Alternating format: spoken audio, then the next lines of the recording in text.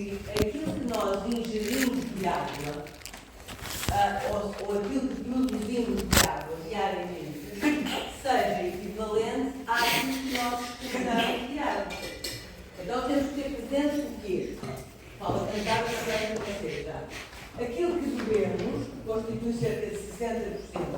Às vezes também não nos lembramos que os alimentos sólidos também têm água, não é? Há uns mais óbvios do que outros. Se calhar se pensarmos, sei lá, por exemplo, em melancia, aquilo tanta água, tem sumo, não é? E a gente mais ou menos, sim senhora, mas se calhar se pensarmos já na carne, ou em outro tipo de alimento, a gente pensa proteína, pensa gordura, pensa uma data de coisas, não pensa água, mas também lá está água. Ou seja, tudo aquilo que nós vamos ingerir vai nos dar alguma água. Claro, a melhor maneira de consumir água é beber água. É quando a gente diz aqui bebidas, ok, leite, sumos, até sopas, não sei o quê, tudo é fonte de água. A melhor maneira de beber água é beber água. Quanto mais açucaradas forem as bebidas, mais cedo nos vão dar, porque além da água que nos fornece, estamos a fornecer açúcares e precisamos de água para dissolver os açúcares e, portanto, vamos por aí fora. Agora, como é que nós excretamos água? Obviamente que a forma mais óbvia de excretar, toda a gente sabe, é através da urina, mas depois temos a água que vamos perdendo na expiração. Quando estamos a falar, quando estamos a expirar, também sai a cor d'água, toda a gente também tem essa noção. Na nossa transpiração, e obviamente que estas percentagens e estas quantidades são variáveis, não só de pessoa para pessoa, mas também de dia para dia. Se calhar transpiramos muito mais no verão do que transpiramos no inverno, se calhar sentimos muito mais cedo no verão do que no inverno. Se calhar no inverno, mesmo quando precisamos beber água, ficamos com aquela coisa de está fria, se calhar não apetece. E por isso muita gente se refugia no chazinho e umas coisas mais quentinhas como alternativa à água. E nas fezes, também convém não nos esquecermos que sim, também perdemos alguma água nas fezes. Então, o que é que nós queremos? Queremos manter este equilíbrio. Que aquilo que entra seja equivalente àquilo que sai para nos mantermos sempre hidratados. Claro que em determinadas alturas da vida, ou em determinados momentos do dia, vamos precisar de ingerir mais porque estamos a perder mais. Dizem os entendidos, é uma coisa que costuma ser linguagem corrente, digamos assim, que nunca devíamos sentir sede. Ou seja, devíamos ter um hábito de beber água sem nunca sentir, estou cheio de sede aqui no meu copo d'água. Às vezes estamos mesmo tão cheios de sede, chegamos no copo d'água, não sou um copo d'água. Não devemos deixar-nos chegar a esse limite. Devemos ter um hábito regular de beber água. Ok, porquê tanta importância na água? A água tem, e vamos ver que isso é inerente às suas características físico-químicas, tem a capacidade de nos ajudar a manter a nossa temperatura corporal. Nós sabemos que somos seres de temperatura constante, mais ou menos constante. Agora, se fôssemos todos ver a temperatura, todos temos temperaturas diferentes. Quando eu era miúda, toda a gente dizia que a temperatura normal era 36,5. Agora toda a gente diz que a temperatura normal é 37. Mas depois há pessoas cuja temperatura normal é 35,5. E dizem por isso toda a vida são isso. Aliás, são pessoas que quando têm 37 já estão a dizer eu acho que já estou com uma pontinha de febre. Porque normalmente têm a temperatura mais baixa. Okay? Então, cada metabolismo é diferente, cada pessoa é diferente. Agora, sabemos que a mesma pessoa tem uma temperatura normalmente ali à volta do mesmo valor. Não quer dizer que seja igualzinha todos os dias, a toda a hora. Depois, o que é que sabemos mais? Que a água é fundamental para transportar as substâncias.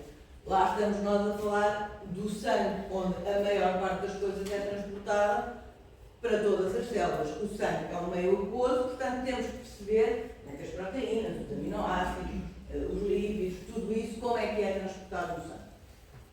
Depois sabemos que se há reações a acontecer, foi o que eu vos disse há bocado, a água vai participar em algumas dessas reações. Já toda a gente ouviu falar em reações de hidrólise, verdade? Então, hidrólise significa que envolve a água para quebrar uma determinada ligação e vai ser o local onde as reações vão acontecer. A água é um solvente, como solvente que é, vai estar diretamente envolvida com a outra função que referimos aqui de transporte dos nutrientes, e depois a água também vai ajudar a estabilizar a estrutura das moléculas. E isto já tem a ver com aquilo que eu vos dizia há bocado, que é, ok, a água tem determinado comportamento e, tendo determinado comportamento, vai influenciar o comportamento das outras moléculas que estão ao pé de si. Ok? Então, vamos começar por isso. H2O toda a gente sabe. Depois com essa questão do arranjo da estrutura molecular. O que nós sabemos é que a molécula da água forma uma molécula com esta estrutura, tem aqui este ângulo. Ou seja, nós não temos o oxigênio com um hidrogênio para cada lado num ângulo de 180 graus. E isto faz toda a diferença. Este ângulo que existe aqui é muito importante. Agora, a outra coisa muito importante, que vocês provavelmente até já ouviram, é que a água é uma molécula polar. Toda a gente tem noção do que é que significa uma molécula ser polar? Ou o que é um dipolo? Sim ou não? Se não, digam que não há. Estas perguntas que eu faço durante as aulas não estou a avaliar ninguém. Estamos todos a conversar. Então, toda a gente sabe o que são pilhas. E toda a gente sabe que nas pilhas há um polo positivo e um polo negativo. Se a gente puser a pilha ao contrário na geringonça, a geringonça não funciona, que ela tem que estar naquela posição para funcionar. Até aí tudo bem. Então, se tem um polo positivo e um polo negativo, é um dipolo. Di de dois polos. Pronto, já comecei a aquecer. Tirar o casaco, esta sala é um bocadinho frio. Depois aquece. E a molécula de água é uma molécula polar, exatamente porque a molécula de água tem dipolos. Meus amigos e minhas amigas, tudo o que eu possa perguntar sobre a água em qualquer momento da avaliação, tudo o que vocês querem saber sobre a água e tudo o que vocês querem saber sobre como é que a água interage com outras moléculas tem a ver com isto. Digo isto em todas as aulas que dou esta matéria, a todos os cursos, a todas as turmas, nem vou dizer há quanto tempo. O que é que acontece? Toda a gente diz sim senhora, toda a gente daqui a bocadinho vai dizer sim senhora, percebi, toda a gente vai dar a pergunta no teste. É o que acontece todos os anos, aliás, todos os semestres. Todos os anos eu quero acreditar que há uma turma que vai ser a exceção. E a vossa oportunidade é de ser a exceção este ano letivo, porque no primeiro semestre já correu mal com os outros cursos. Portanto, vocês são a última esperança deste ano letivo, sem pressões. Mas tentem daqui para a frente perceber o que eu vou dizer para ver se é este ano que a malta acerta esta pergunta. Porque eu já estou a dizer que vai sair uma pergunta sobre isso. Porque vai sair uma pergunta sobre isso. Boa? Então, porquê é que a água tem dipolos? A água tem dipolos por causa da diferença de eletronegatividade. Atenção!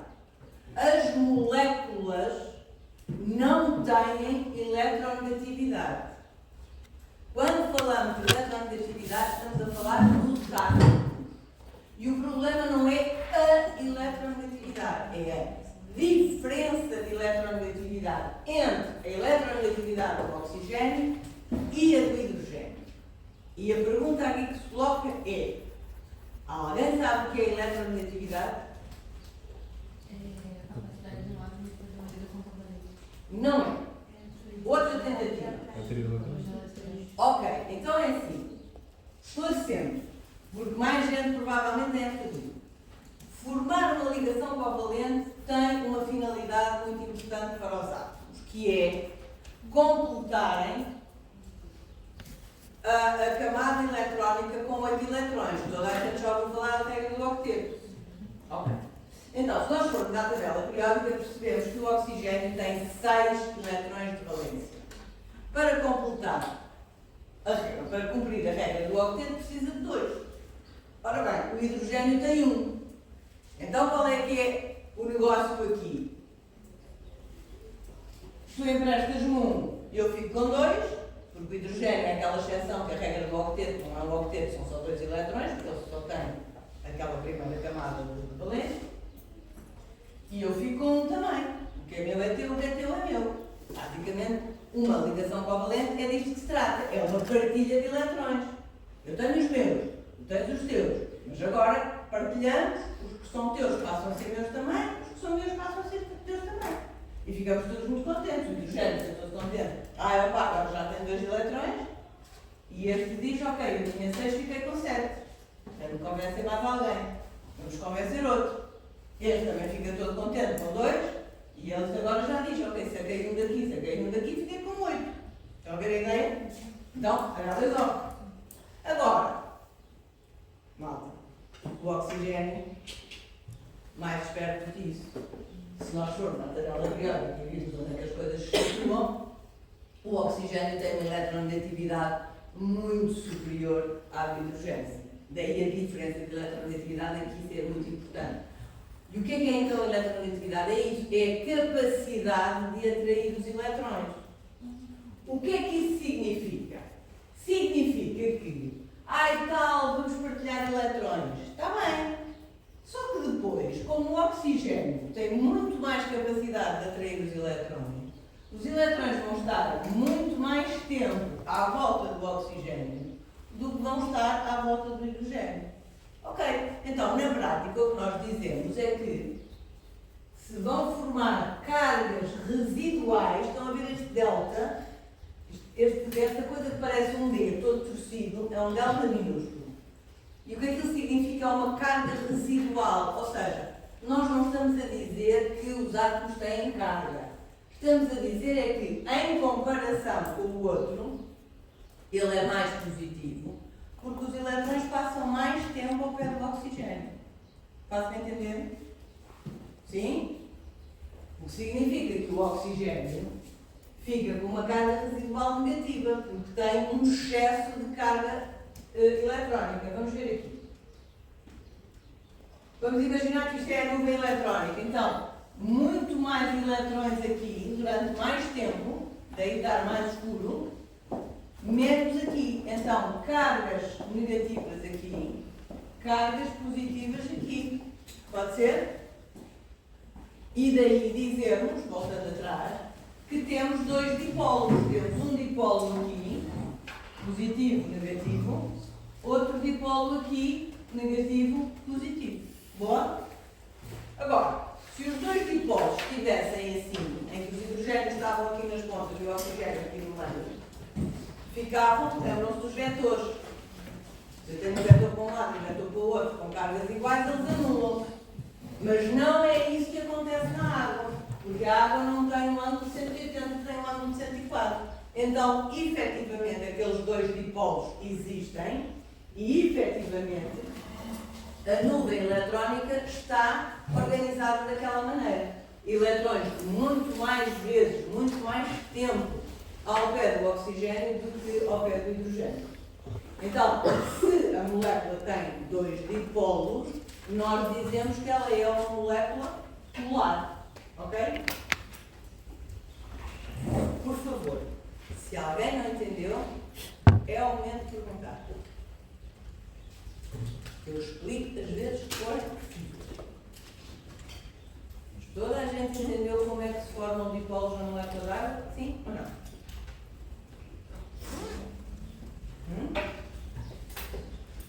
Posso acreditar que sim?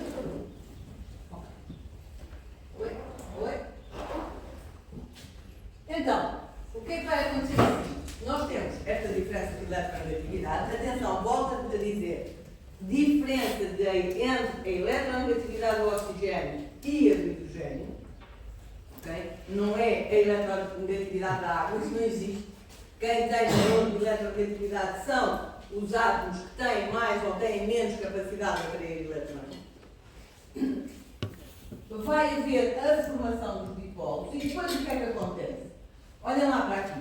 Se eu tenho aqui uma carga positiva e aqui outra carga positiva e aqui as cargas negativas deste oxigênio, olhando aqui para esta molécula, depois o que é que eu sei? Sei que quando tenho água, tenho muito mais moléculas, não tenho só uma, não é óbvio. Então, o que é que nós sabemos sobre cargas negativas? Cargas negativas atraem. Então é isso que vai acontecer entre as moléculas de água. Estas cargas negativas do oxigênio vão atrair as cargas positivas de outras águas. As cargas positivas dos hidrogénios vão atrair as cargas negativas de outras moléculas de água. Estão a ver a ideia? Então vão-se atrair umas às outras. E vão ficar as moléculas de água todas ligadas umas às outras. Ok. Então agora vamos definir coisas. vamos começar por dizer que nome damos a esta atração entre as moléculas de água, ou entre as cargas positivas e negativas destes dipólitos. Chamam-se pontos de hidrogênio. Ok? Vamos definir outra coisa. Agora estamos a falar não de uma ligação covalente, em que há partilha de eletrões, mas estamos a falar de uma interação não covalente. É meramente uma atração eletrostática entre os polos positivos e os polos negativos das moléculas. Ok? Sim ou não? Certeza? Vamos combinar uma coisa, que é uma coisa muito importante. Eu repetir nunca posso, porque eu não me faço a menor ideia do que é que acabei de dizer. Portanto, o que é que não percebeu? A parte da interação não covalente. Ok, então, interação não covalente, não há partilha de eletrões como acontece nas ligações covalentes. Há uma interação eletrostática entre as cargas positivas e negativas dos dipólos. Pode ser? Ok, então isto já levanta aqui uma suspeita. Qual é que é a suspeita que isto nos levanta?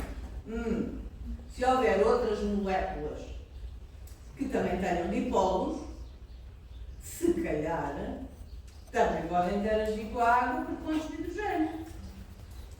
As pontes de hidrogênio não são exclusivas das moléculas de água.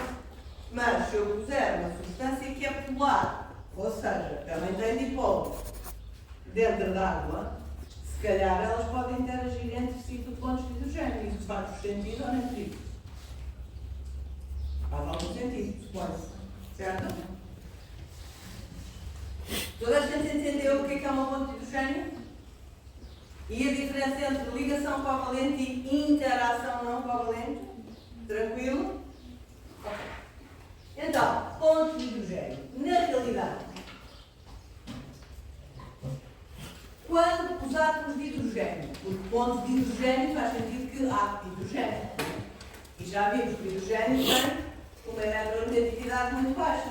Tadinho, é um núcleo pequenino. Aquela capacidade de atrair elétrons, não convence elétron nenhum. Vem para aqui. Não, espera. Há aqui uns núcleos muito grandes que são muito mais interessantes. E quem é que são esses grupos muito grandes? Agora vamos voltar atrás. Olhem lá para aqui. Vamos ver aqui. O hidrogênio costuma tratar aqui arrumadinho. Temos a eletronegatividade a crescer assim na tabela periódica. Toda a gente já viu tabelas periódicas, suponho. Então temos aqui, no fim, temos azoto, oxigênio e flúor, certo? Então são estes três os que têm a eletronegatividade maior. Então, se eu tiver grupos onde tenho azoto e hidrogênio, ou onde tenho oxigênio, onde é que ele anda? Oxigênio e hidrogênio, eu vou ter sempre grandes diferenças de eletronegatividade. Ou seja, vou ter sempre regiões com dipolos. Estão a ver a ideia?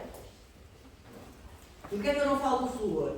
Porque o flúor não me interessa, porque o flúor não está presente nas moléculas de que nós vamos falar. Proteínas não têm flúor, líquidos não têm flúor, hidratos de carbono não têm flúor, não quer saber do flúor. Neste contexto, quer saber do flúor, todos também. Hoje não quer saber do flúor. Agora, quando eu tenho hidrogênio ligado a oxigênio, na água ou noutro sítio qualquer, eu tenho um dipolo ali. Porque o oxigênio vai sempre puxar muito mais os elétrons. Quando eu tenho o hidrogênio ligado a azoto, vai acontecer a mesma coisa. O azoto vai puxar os elétrons e o hidrogênio, tadinho, fica sempre com a carga residual positiva. Isso significa que a água pode interagir umas moléculas com as outras, mas também há pontos de hidrogênio, por exemplo, nos ácidos nucleicos, como também há pontos de hidrogênio, por exemplo, nas proteínas. Vamos ficar com esta ideia. Quando falarmos de proteínas, quando falarmos de ácidos nucleicos, inevitavelmente vamos estar a falar de pontos de hidrogênio. Mas também podemos suspeitar que, se calhar, as proteínas podem ser facilmente, ou pelo menos algumas delas, podem ser facilmente solúveis em água. Porque podem ter grupos que interagem com as moléculas de água. Estão a ver a ideia aqui? Então, moléculas polares são solúveis em água porque têm dipolos e a água tem dipolos. Então, pode haver interação por pontos de hidrogênio, permitindo a solubilização. Certo? Vocês são uma turma particularmente silenciosa e preocupante. Digam-me alguma coisinha, ponham alguma expressão nessa cara de expressão de horror, não percebi nada, ou expressão de sim, estou a perceber tudo. Mas façam qualquer coisa que me diga se eu posso avançar. Porque essa coisa da semana passada era a primeira aula, estávamos tímidos, já passou, já estamos na segunda, já não estamos tímidos. Pode ser, eu preciso de me governar aqui com as vossas caras, e não estou a conseguir. Posso avançar? Não. Eu não entendi muito bem. Vamos escrever essa ligação agora. Não entendo que é uma ponte de hidrogênio? Essa ligação que você falou. Então, outra vez. A ponte de hidrogênio está a ver estes tracinhos aqui. Se eu tenho moléculas polares que têm cargas positivas e cargas negativas, cargas residuais, não é uma carga como se fosse um íon, elas vão se atrair.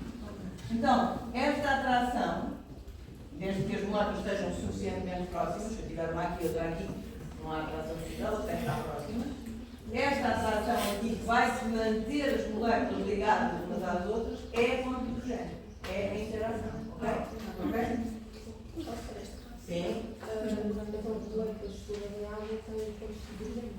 Não todas, mas se conseguirem formar pontos de hidrogênio, é um bocadinho ao contrário, não é assim? Para ter solúvel em água tem que formar pontos de hidrogênio? Não.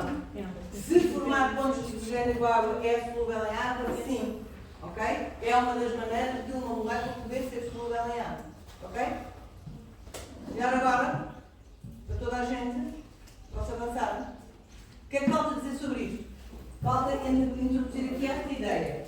Que estas pontes de hidrogênio, ou estas interações não covalentes, podem ser intermoleculares ou intramoleculares. Qual é a diferença entre uma coisa e outra? Quem me diz? Amém. Alguém? Entre moléculas diferentes dentro da mesma molécula. Ok, isto pode parecer um bocadinho estranho. Já agora, aqui, quando falamos da água, é uma interação intermolecular ou intramolecular? Intra? Inter. Porque esta é uma molécula e esta é outra molécula. Apesar de ser tudo água, são duas moléculas diferentes. Portanto, é entre moléculas. Intra é o que acontece, por exemplo, nas proteínas. Vamos voltar muito a isto, não quero nos episódios seguintes quando falarmos de proteínas. E é o que acontece, por exemplo, toda a gente conhece, já ouviram falar, digam que sim, por favor, a dupla hélice do DNA. Duas cadeias que depois enrolam entre si, que é o que está aqui representado um bocadinho. Aqui estamos a falar, nessa dupla hélice, há imensas ligações, há imensas pontos de hidrogênio que são intermoleculares, porque é dentro da mesma molécula do DNA. Ok? Sim? Inter e intra. Ok, agora vamos falar de um outro tipo de interação não covalente. A não confundir. Vocês, eventualmente, na química já falaram de ligações iónicas, sim? Não é isso que vamos falar agora. Não estamos agora a falar de sais, nem estamos a falar de ligações iónicas. Estamos a falar de interações não covalentes, mas que também se chamam iónicas. Estão a ver aqui? Aqui temos cloreto sódico. Quando falamos de sais, qual é o primeiro sal que nos vem sempre à cabeça? Cloreto sódico. Falta de imaginação. Acho que os livros já podiam começar a variar e pôr um sal qualquer. Nem que fosse cloreto sódico, só para ser diferente. Não. É cloreto sódico. É para a gente depois lá em casa, quando vai comer, cá está ele. Aqui, para formar um cristal de cloreto sódio, nós temos ligações iónicas, verdade? Pois o que acontece quando pomos o sal na água? Olha, desaparece, dissolveu-se, verdade? Então, porquê? Porque o que acontece é isto. Vamos ter a água tonta, a tonta da água, que tem aqueles dipólitos todos com cargas positivas e negativas, apanha ali uns íons, e o que é que ela faz?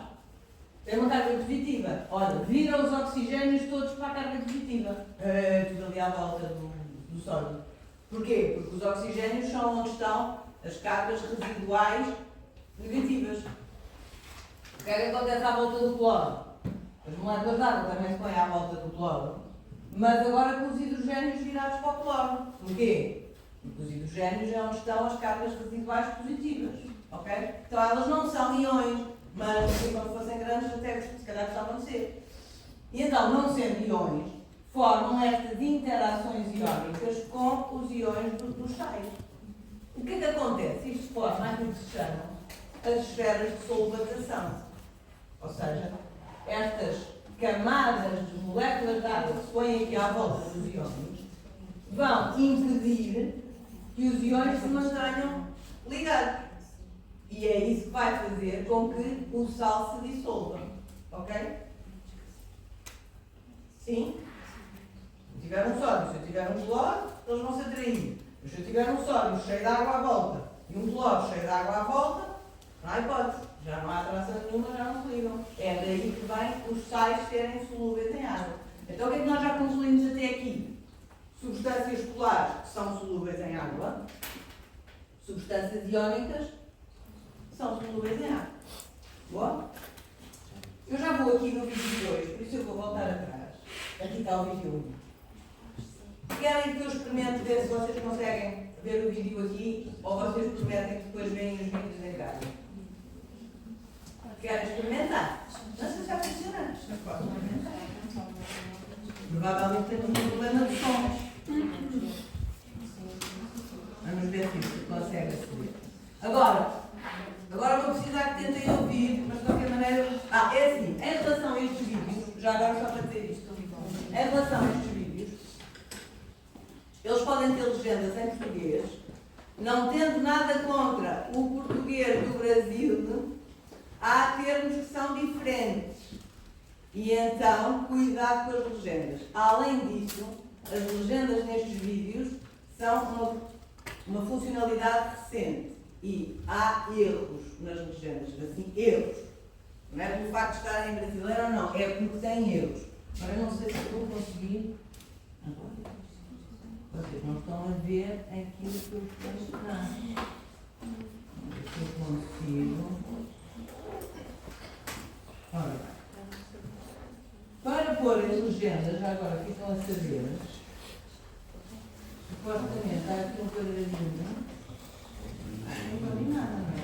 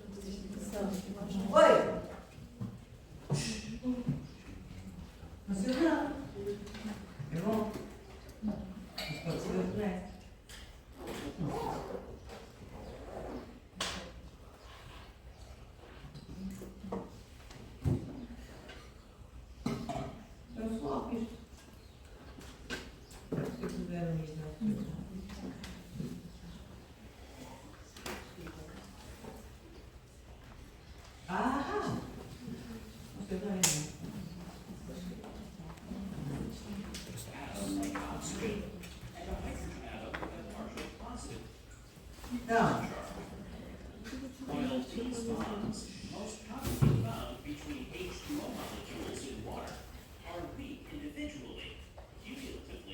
Isto é importante, serem fracas individualmente, mas todas juntas também não fazem força.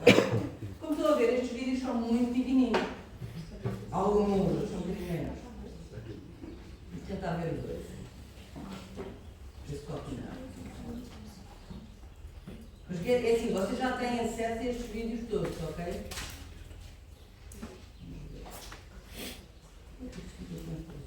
An ionic bond is a non-covalent attraction that holds two oppositely charged ions together, like the sodium cation and chloride anion in sodium chloride. In this case, a valence electron of sodium is transferred to the chlorine atom to complete the octet of electrons in the combining atoms. The strength of an ionic bond depends on the environment of the ionic compound. Ionic compounds are highly stable in air, but dissociate to their constituent ions in an aqueous solution in the presence of polar water molecules. Os vídeos estão curtos quanto isto, mas às vezes, não sei se para vocês funciona, vocês dirão, vermos as coisas a mexer um bocadinho ajuda a acertar um bocadinho as ideias relativamente. Portanto, o que eu quero depois saber de vocês é, vale a pena vermos os vídeos nas aulas ou vocês depois veem lá em casa ou serão com pipocas, é como quiserem. Eu não vou deixar de trazer pipocas para aqui, está bem? Mas sim, eles vão aparecendo alguns aqui nos slides a dizer onde é que temos que os ver. Sim? Ou minimamente relacionados. Há uns mais interessantes que outros, há outros que a gente diz. Ajuda a ver. Agora, aqui quero explicar o terceiro tipo de interação não covalente, que é muito importante e que é aquele que gera normalmente mais dúvidas e mais confusão. Que são as interações hidrofóbicas. Toda a gente sabe o que é dizer hidrofóbico? É o quê? Fobia à água. O que é ter fobia? É ter medo, não querer a água, não é? Pronto. Por oposição, qual é o oposto de ser hidrofóbico? Hidrofílico, ok? Então vocês pensam assim. Ok, então interações hidrofóbicas serão interações da água com o quê? Primeira coisa a registrar. Não são interações com a água. A água não está envolvida nestas interações. Então, o que é que acontece?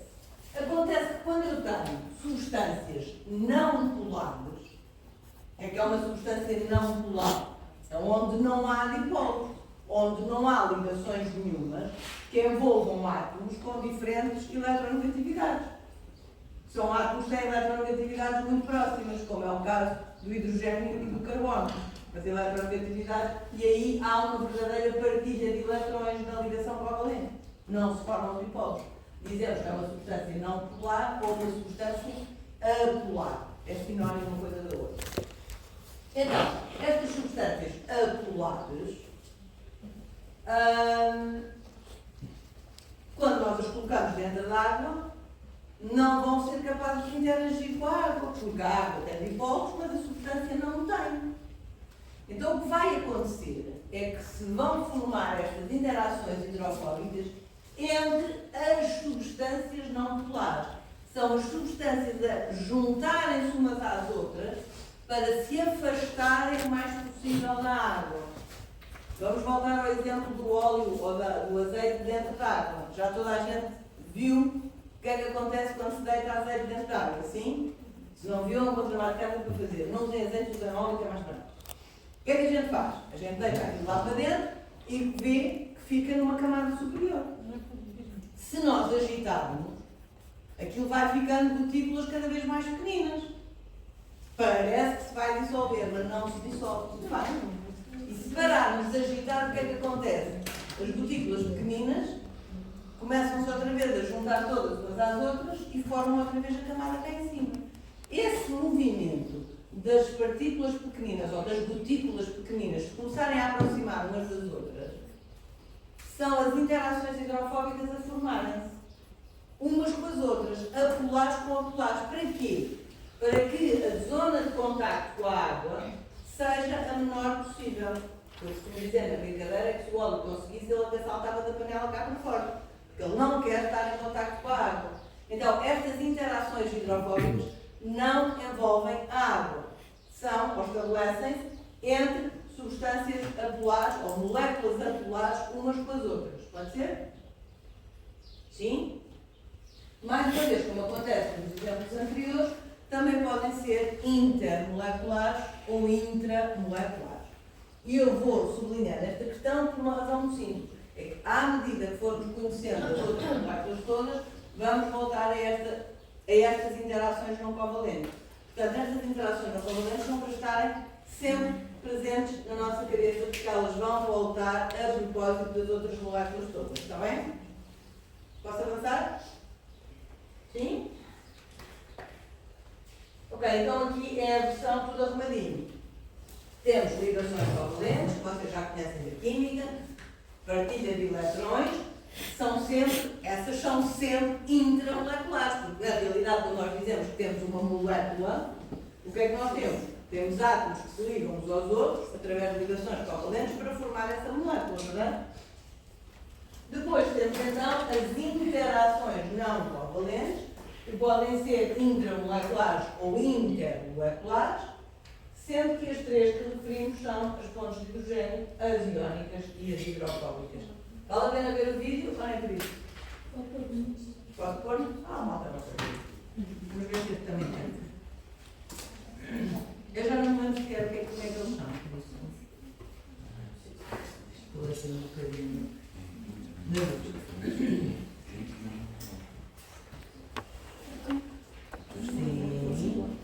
Sim, eu não quero eu sei, eu achei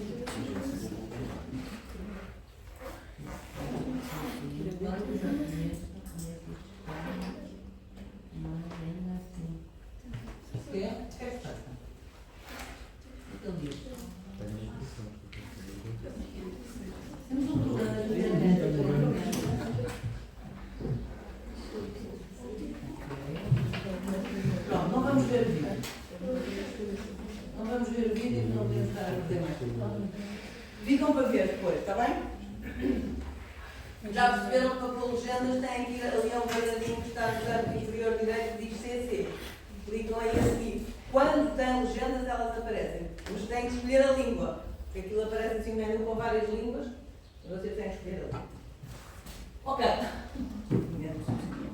Então, para quem não teve cá a semana passada, este é o momento em que vocês fazem o favor de pegar nos telemóveis e marcar a vossa presença na aula, se faz favor. Pode ser? E enquanto isso, o quê? Não,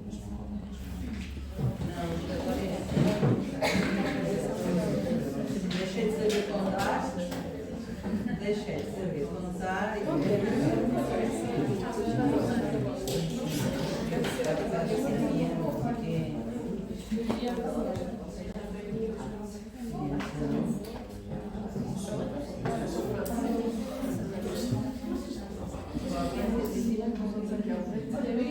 se eu conseguir ser tempo. Mas quer dizer, as coisas são as mesmas, não é mais de maneira diferente. Já toda a gente marcou a presença? Porque nós estamos a conseguir entrar, não é?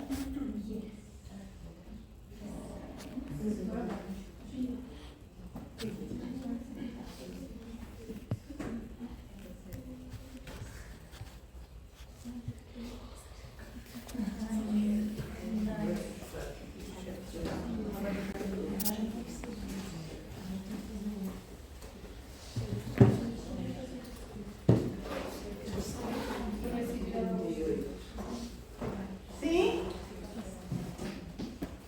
Mantenham-se com os telemóveis, porque a seguir ao momento do dia vamos ter o nosso primeiro momento de hoje de Mentimeter. Então, ligam-se ao menti.com, se faz favor. E, com tudo a correr bem,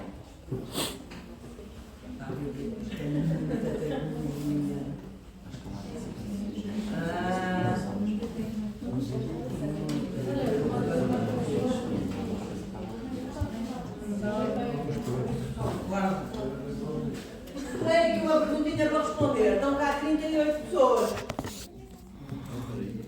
www.menti.com e depois põem aquele código que ali está. Faz favor.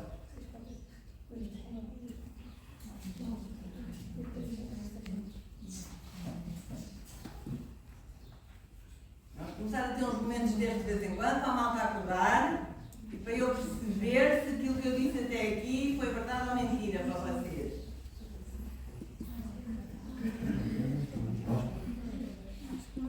Não podem ver os resultados dos pregos. Só vamos ver os resultados todos juntos no fim. Não, deixa cá ver o que é que a maioria está a escolher. E se a maioria que responde muito depressa tivesse a escolher mal? Era esta que pensava para a nossa cabeça.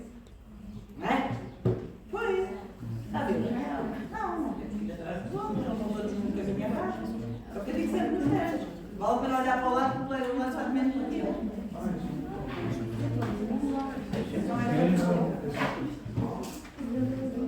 Então quantos já temos? 23. Malta, ainda falta muita gente responder. Como é que é? Essas perguntas não são para avaliação, pode ser? Estas perguntas são só para a gente ver se isto está a andar ou não. Bom caminho. Vamos lá. Vou passar a pôr uma opção que é não quer dizer. Eu sei, mas não quer dizer. Que é para ver se toda a gente gosta. Não vocês boicotam nas aulas. Para pôr resultados. Vamos a um curso. Não teve cá na semana passada para treinar. A semana passada já treinou. Está no minuto e o 20. Não é? Mas eu não quero que vocês se lembrem, quero que vocês respondam com base.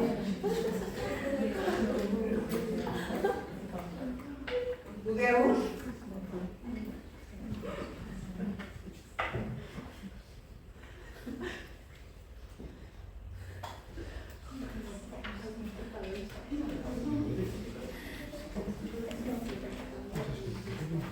Ora bem, qual foi a dúvida aqui? Anfipático. O que é anfipático? Nunca ouviram falar em anfipático? Uma malta que já ouviu falar. Isto mostra que a malta que ouviu falar, depois esquece. E de anfíbios? Já ouviram falar? Já ouviram falar de anfíbios? É que vocês aqui estavam com um problema, que é assim, toda a gente sabia que polar estava certo. Iónicas também, mas não havia nenhuma opção que era polares e iónicas. Criou-nos aqui um problema, não é? Então, esta não era de certeza. Esta, tinha algumas iónicas que podia apetecer. Ora, o que será que é desenfipático? Pergunta, anfíbios, sabem o que é? O que é que caracteriza um animal anfíbio? Está dentro d'água e fora d'água, ou seja, vivem em dois ambientes diferentes. Os peixes estão dentro d'água, os animais aquáticos, depois há os animais terrestres, fora d'água. E há os anfíbios que podem estar dentro d'água e fora d'água. Verdade? Depois também há uns barcos e umas coisas que também são anfíbios. Também são barcos, depois crescem-lhes umas rodas e eles conseguem andar fora d'água.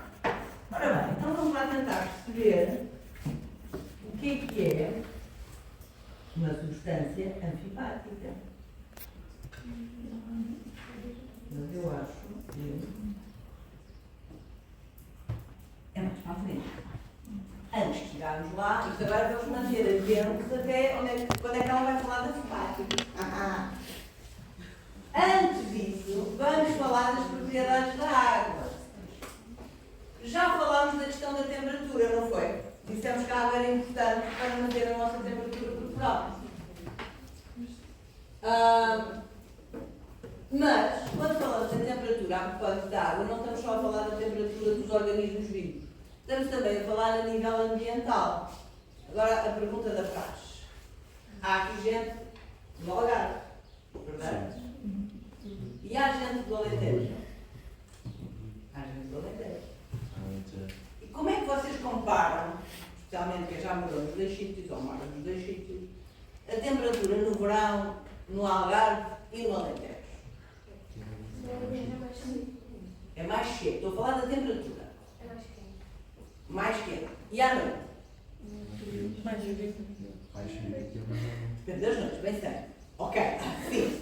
Alterações climáticas e não sei o quê. Mas, tendencialmente, mais calor durante o dia, mais frio à noite.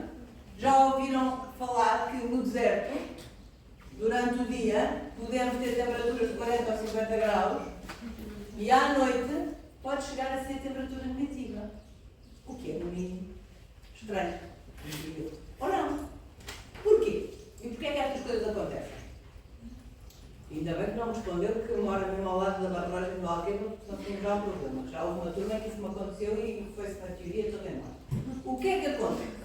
Quando nós moramos ao pé da água, ao temos uma grande região, um lago, uma barragem, um mar, que seja, ao pé de nós, o que é que acontece? Durante o dia, o sol vai incidir na água e a água vai ser capaz de armazenar calor. Contudo, não muda de estado físico, que é uma coisa muito importante. Penso que toda a gente sabe que nós temos água líquida de 0 graus até 100 graus. Ou seja, em qualquer ponto do planeta, em princípio, nós podemos ter organismos vivos, porque temos sempre água líquida. O que acontece quando nós temos essas grandes massas de água é que elas vão armazenar calor. A água tem essa capacidade, sem mudar de estado físico. E o que acontece à noite, depois do sol se pôr, é que esse calor se vai libertar da atmosfera. Ou seja, nós vamos ter temperaturas, e isto no Algarve às vezes pode ser tudo o que a gente não queria que acontecesse, que é, quer de dia, quer de noite, está sempre calor. E a gente diz, mas porquê que isto de noite não acontece? Porque temos as massas de água a libertar calor para a atmosfera. O que é que acontece no deserto ou no interior? Temos muito calor durante o dia, o calor que em si está lá, mas como não temos água para absorver esse calor, à noite não há sol e imediatamente a temperatura diminui muito mais porque não há lá nada a libertar o calor. Estão a ver a ideia? Ok? Então, basicamente, quando nós falamos aqui em modulador de temperatura, estamos por um lado a falar da nossa, e é assim, nós tivermos febre, sabemos que isso pode ser perigoso por uma série de razões que têm a ver com a estrutura das nossas moléculas, falaremos sobre isso, mas nós não evaporamos. A malta pode apanhar uma insolação, pode torrar a pele, apanhar um escaldão desgraçado quando está, mas não ficamos chuvas passas quando vamos à praia, não é? A gente não evapora a água, ok? Então, nós temos sistemas, e o facto de termos um organismo que tem muita água nas suas células, temos sistemas que nos permitem modular a temperatura, ok? Outras coisas importantes. Já falámos aqui da temperatura de fusão e ebulição, ou seja, do facto de termos água líquida entre os 0 e os 100. A partir de 100 temos vapor de água, abaixo de 0 temos gelo, água sólida, certo? O facto de ter que ser solvente, já falámos sobre isto, de substâncias iónicas e polares, o que não significa que não possa fazer interações com outras moléculas, mantenham-se à espera do que é o antipático. E outra coisa que vocês, se calhar, também já ouviram falar, alguns, que tem a ver com a tensão superficial. Já ouviram falar, alguns alunos costumam dizer sempre, isso é aquela coisa da tensão, coesão, não sei o quê. Já ouviram falar disso ou não? Sim. Onde é que isso se aplica? Em várias coisas. Animaizinhos, nós não, animaizinhos pousados na água, a ver, e não vão ao fundo. Exato. Capilaridade, o facto da água subir espontaneamente sobre os vasos capilares. Outras coisas, quando está a umidade ou quando chove qualquer coisa, não sei se vocês são os observadores, nós olhamos para as plantas e vemos umas gotinhas de água penduradas, o orvalho ou as gotinhas da chuva ficam ali penduradas e não caem. Mesmo havendo gravidade, aquelas gotinhas ficam ali. Outros fenómenos interessantes que podemos referir, aquela coisa irritante de termos uma torneira estragada lá em casa que pinga toda a noite. A gente a querer dormir e ouve aquele pingo da água, porque cai uma gota e diz, agora caiu a última gota. Não, a seguir há outra gota e vai sempre havendo outra gota. Ou outro exemplo que eu gosto sempre de dar, que tem a ver com as plantas, especialmente com as árvores, que são muito grandes. Porque a verdade é que a água entra pelas raízes. Mas vamos questionar como é que, entrando pelas raízes, a água consegue subir 2, 3, 5, 10, 30 metros para chegar às folhas no topo de uma árvore. Não consegue. Quando tem a gravidade a puxar cá para baixo. E, no entanto, as árvores são altíssimas e há árvores que podem atingir 30 metros e a água chega lá acima. Porquê? Tudo isto depende e tem a ver com aquilo que nós falámos até agora. O facto da água ser bipolar e o facto da água formar interações não covalentes, nomeadamente com os hidrogénios com os outros. Então o que é que acontece? Vamos falar do exemplo irritante da torneira que pinga. Quando cai uma gota, todas as outras moléculas de água que estavam agarradas vêm ao longo do cano. E se nós ficarmos lá a olhar, vamos começando a ver a próxima gota a formar-se. Vai puxando as outras moléculas. Porquê? Aquilo que dizia no vídeo. Uma interação não covalente é uma interação fraca. Mas como nós temos muitas moléculas de água, vamos ter um número enorme de pontos de hidrogênio e, portanto, as moléculas de água vão ficar muito coesas, vão ficar todas muito ligadas umas às outras. Se uma sai, as outras vão todas atrás. É o mesmo que acontece nas árvores. Há evaporação de água lá nas folhas e a água que está nas raízes é puxada aqueles metros todos lá para cima. Porque elas estão sempre muito ligadas umas às outras, a formar aquilo que se chama a tensão superficial. Ok? Sim. Olhem para isso. Sim. Então, estão a ver que a base disto tudo, e podíamos falar de outras coisas, calor de vaporização, capacidade calorífica, podíamos falar de muitas outras propriedades das águas. Todas elas estão sempre relacionadas com diferença de eletronegatividade entre o oxigênio e o hidrogênio, formação de dipolos, formação de pontos de hidrogênio. A lógica é sempre a mesma. Sim? Ok. O que é que acontece no caso do gelo? No caso do gelo, nós formamos, ou a água quando congela, quando se passa no estado sólido, vai formar cristais, forma este tipo de cristais, em que aquilo que se verifica é que há uma expansão do volume. Já toda a gente passou por aquele momento difícil de ter posto umas garrafinhas de qualquer coisa simpática a arrefecer muito rapidamente no congelador. Nem vou dizer o que é que são aquelas simpáticas que põem no congelador para ficar fresquinhas. Depois nunca mais se lembra que lá pôs. E quando lá vai encontra um monte de vidros e uma tampa que saltou e um monte de líquido assim que nem chega a ser líquido, nem chega a ser sólido, que já sujou tudo o que tinha dentro do congelador, porque a garrafa partiu. E a garrafa partiu porquê? Porque se o líquido congelou, e não, podia não ser uma garrafa de água, mas se fosse acontecer a mesma coisa, e ao acontecer isso formam-se estas estruturas cristalinas e o que vai acontecer é que vai haver uma expansão do volume. E essa expansão do volume é que justifica o facto de a densidade do gelo ser menor do que a densidade da água. A massa não se altera, mas o volume é maior. Logo, a densidade é menor. Toda a gente tem presente que a densidade é massa sobre o volume, sim? Então pergunto eu, se a densidade do gelo é menor, quando nós temos um lago, por exemplo, ou um rio, que congela, ele vai congelar de cima para baixo ou de baixo para cima? O gelo vai estar em cima ou vai estar em baixo? De cima para baixo. Como é que é? De cima para baixo. De cima para baixo, estamos todos de acordo. Gelo em cima, água líquida ainda lá em baixo. Fresquinha, é certo, mas lá em baixo. Encontram alguma vantagem do ponto de vista daquilo que nós conhecemos em termos de planeta Terra e daquilo que nos rodeia em isso acontecer? Patinagem. Patinagem é bom, sim. Mas antes de inventarmos os patins, isso já acontecia. Se havia alguma vantagem para mais alguém sem ser as pessoas que gostam de patinar? Para os pescadores. Para os pescadores? O que é que isso era uma vantagem para os pescadores? Se congelasse mais para cima, os peixes congelavam também. Isso é um problema. É uma vantagem mais para os pescadores ou mais para os peixes? Para os peixes. Pois, é que os peixes podem se manter vivos lá em baixo, não é? Os pescadores não comecem peixes podiam dizer outra coisa qualquer. Os peixes estavam sempre mal, porque se congelasse de baixo para cima, morriam de congelar. E o pescador não Assim, comia. morrem do pescador os apanhar. Então, mas se eles morressem do gelo, o pescador também não comia. Pronto, lá está. Vai ser sempre alguém ganha. Ok. Então, mas vamos pôr na perspectiva do peixe. Que antes de haver homens já havia peixes, provavelmente.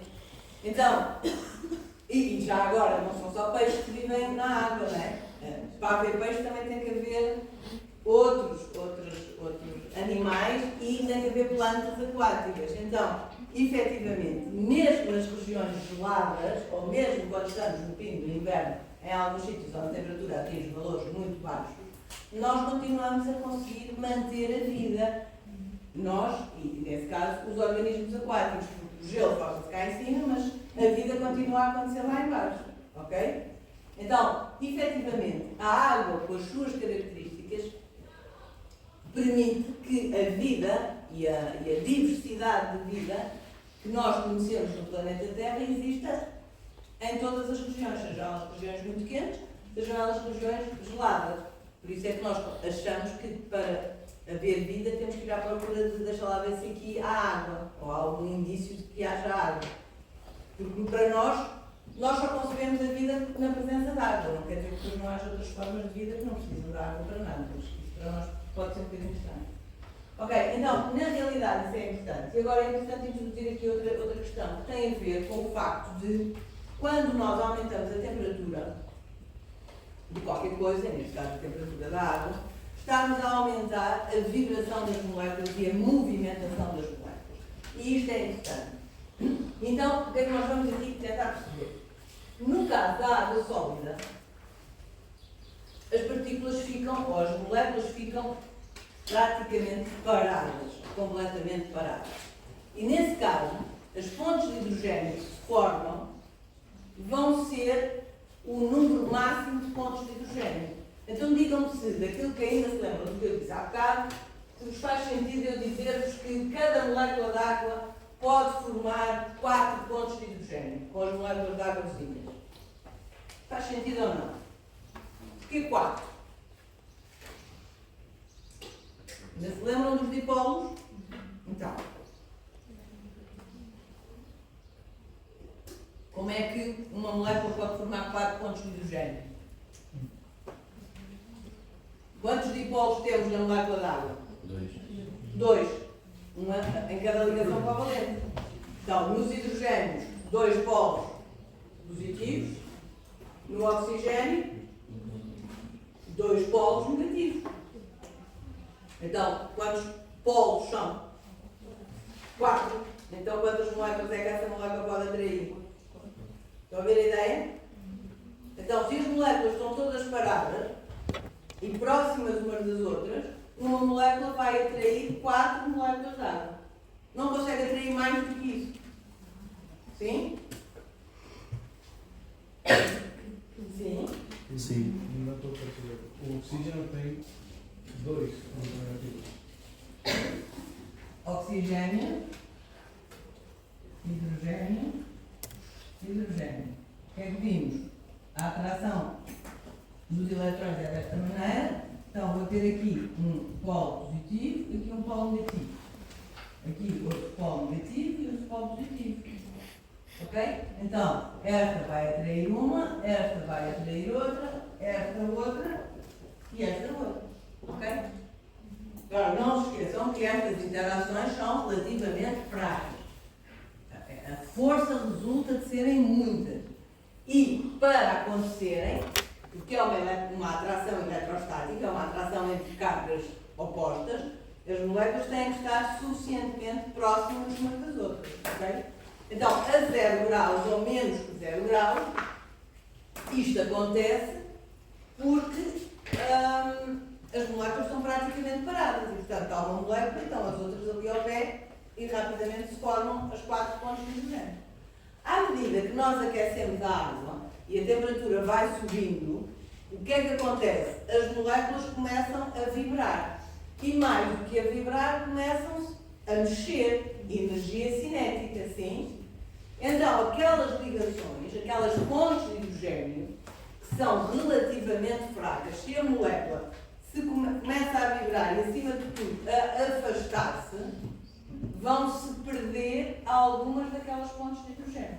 Então, na realidade, em média, no estado líquido, nós temos um decréscimo de cerca de 15% das fontes de hidrogênio, ok? Então, nós vamos ter menos fontes de hidrogênio do que aquele limite máximo que acontece quando a água está sólida. Contudo, já vimos que são suficientes para manter a tal coesão, para manter a tal tensão superficial e para manter a água relativamente próxima, ok? Mas sempre no estado líquido. Então essas 4 pontos estão no estado sólido ou também pode ocorrer no líquido? Não percebi, desculpa. Ter 4 pontos de As hidrogênio 4 é no estado sólido. não é possível no líquido. No líquido temos sempre menos. Porquê? Porque como as moléculas se movimentam, basta que uma se afaste para se perder com a interação. Quando ela se aproxima, volta a formar-se. Mas vão-se perdendo porque elas estão a mexer-se. E a mesma molécula não está sempre ligada às mesmas moléculas. Elas todas se vão mexendo e vão sempre interagir com aquelas que estão mais próximas. Ok? O que é que acontece? Nós vamos fornecendo mais temperatura, mais calor, mais calor, mais calor, até chegarmos aos 100. Nos 100, a agitação é de tal maneira grande que as moléculas já estão completamente afastadas umas das outras e temos 0 pontos de hidrogênio. Cada molécula está isolada e passa para o estado gasoso. Ok? Faz sentido para toda a gente isto? Então, não se esqueçam que esta questão da perda das pontes de hidrogênio está associada à vibração e à movimentação, à energia cinética resultante de fornecermos calor. Certo? Eu estou a insistir um bocadinho, estou a ir hoje um bocadinho devagar, porque estes conceitos vão voltar várias vezes em vários contextos. Portanto, gostava muito que isto hoje ficasse bem claro para toda a gente, para depois podermos andar um bocadinho mais depressa nas próximas vezes que falarmos nestas coisas. Tudo bem até aqui? Ora bem, o que é que nós já vimos então sobre os compostos apolares? Vimos que vai haver este efeito hidrofóbico, vai haver a formação de interações hidrofóbicas entre as moléculas apolares, de modo a afastarem, ou que elas se consigam afastar o mais possível da água. Ok? E depois temos os bons dos compostos anfipáticos. Então o que é que são os compostos anfipáticos? Os compostos anfipáticos, como o nome diz, são compostos que têm uma região polar e uma região apolar. Então agora, pergunto se já vos faz sentido aquela opção da bocado, em que a água pode formar pontos de hidrogênio com compostos polares. Estamos todos de acordo, sim? Com compostos iónicos, também estamos de acordo. Agora, será que pode formar pontos de hidrogênio com compostos anfipáticos? Se calhar com alguns pode, mas com que região dos compostos anfipáticos? Com a região polar. Certo? Então, A água vai interagir com a região polar. Diga. então consegue estabelecer com o fosfolípido? Sim. Exatamente. Era exatamente o que eu ia dizer agora a seguir. Estão a ver aqui a bicamada? Esta bicamada é uma coisa muito simples, porque não tem cá as proteínas, nem as outras coisas todas que nós encontramos na membrana celular. Sim. Mas os fosfolípidos organizam desta maneira. E porquê que se organizam desta maneira? E isto é muito importante para as células. Porque dentro das células, o que é que nós temos? Citoplasma, que é aquoso. O que é que temos fora das células? O meio extracelular, o fluido intersticial, que é aquoso. Ok? Então porquê é que isto é muito importante? Porque eu tenho as regiões polares dos fosfolípidos viradas para fora e viradas para dentro. E é isso que permite que as células possam existir no meio aquoso. Aquilo que nós chamamos as caudas, esta região apolar, as caudas, estão metidas para dentro. Estão longe do contacto com o meio aquoso, quer extracelular, quer intracelular. Mas as cabeças dos fosfolípidos, como vocês as conhecem, pois havemos de dizer que é um fosfolípido com mais que está lá mais para a frente, mas essas cabeças sendo polares é o que permite que as células possam estar em contacto com o meio extracelular e em contacto com o citoplasma. Ok? Melhor agora? Responderíamos diferente agora àquela pergunta da bocado?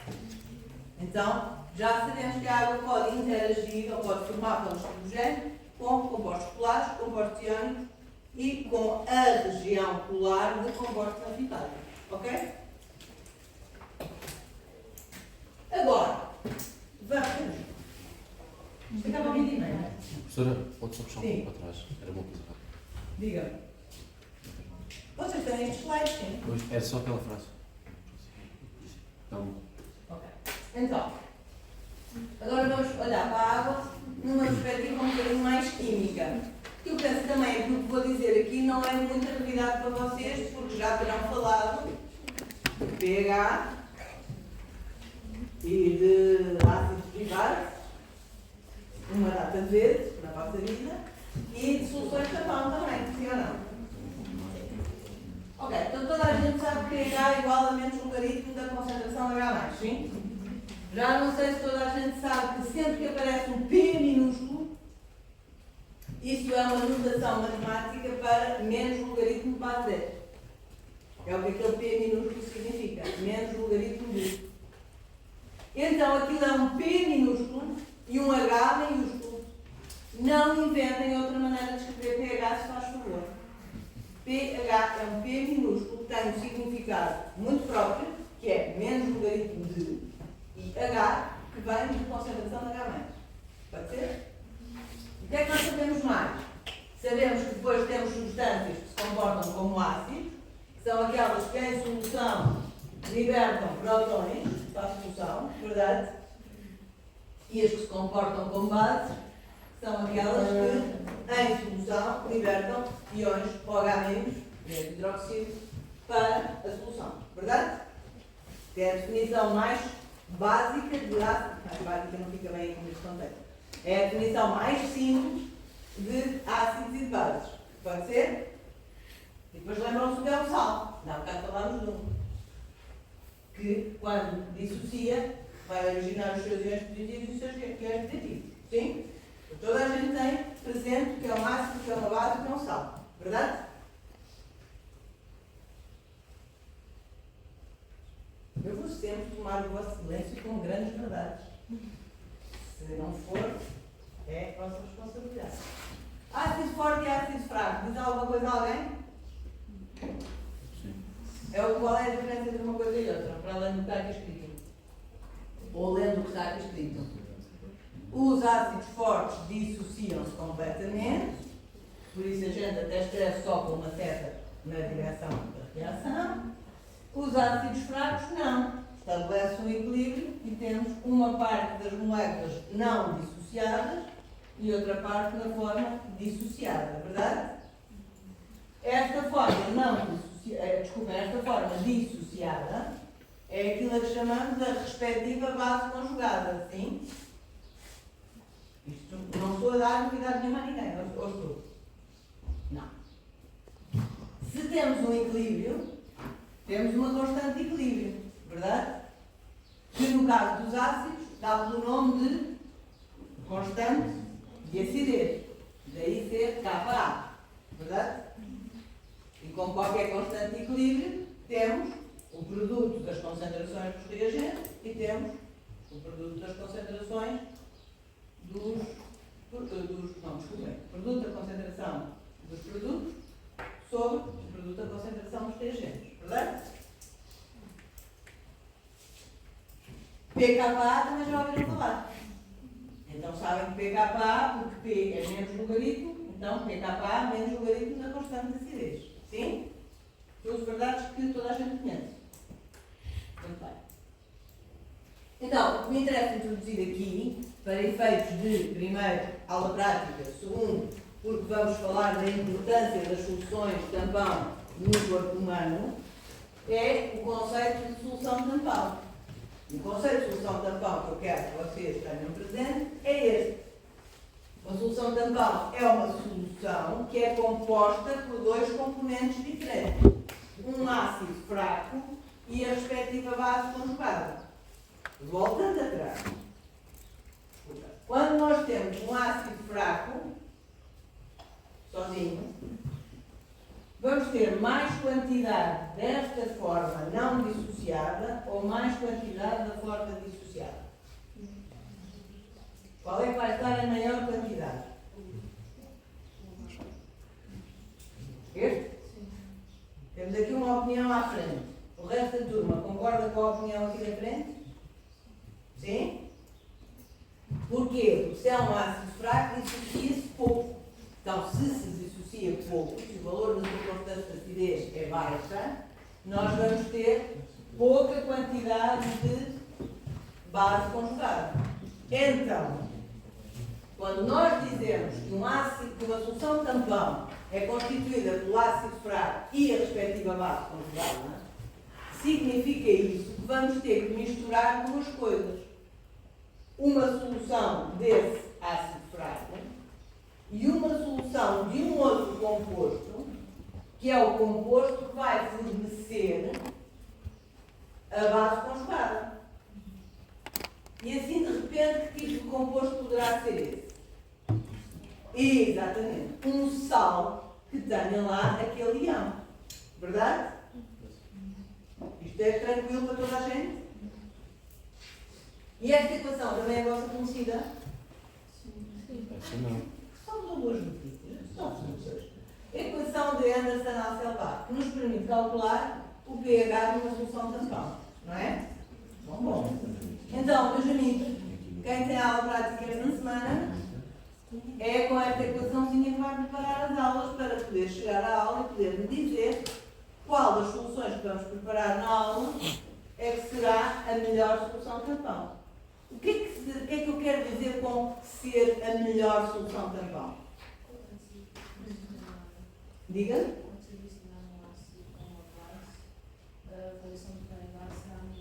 Ok, então o objetivo de eu preparar soluções tampão é tentar estabilizar o pH quando se adicionam ácidos ou bases. Verdade? Eu quero que, apesar de estar a adicionar um ácido ou uma base, o pH se mantenha aproximadamente constante. Então, uma solução tampão é tanto melhor quanto mais consegue manter o pH constante, ou próximo de constante. Ou seja, que a variação entre o pH final e o pH inicial seja a menor possível. Boa?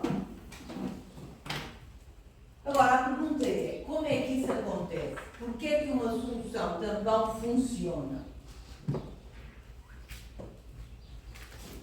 E isso é que eu queria que vocês me soubessem explicar, me soubessem dizer. Porquê que acontece esse, entre aspas, esse milagre de, ok, eu atirei lá para dentro com ácido, ou atirei lá para dentro com uma base, e ainda assim o pH mantém-se aproximadamente constante. Ao contrário do que se eu fizer isso com água. Se eu tiver água e tirar um ácido, o pH desce imenso. Ou, se eu tirar uma base, o pH sobe imenso. Mas, se eu tiver um sistema tampão qualquer, se eu adiciono ácido ou adiciono base, parece que o pH quase não se altera. Porquê? Quem é que me sabe dizer porquê? Estamos Diga. a compensar um com o outro. por assim A dizer. compensar? A compensar Como assim? a acidez, ao adicionar um pouco de ácido e ao adicionar um pouco de base, a basicidade de um compensa a acidez do outro. Não sei muito bem se percebo o que é que isso quer dizer. Vamos lá.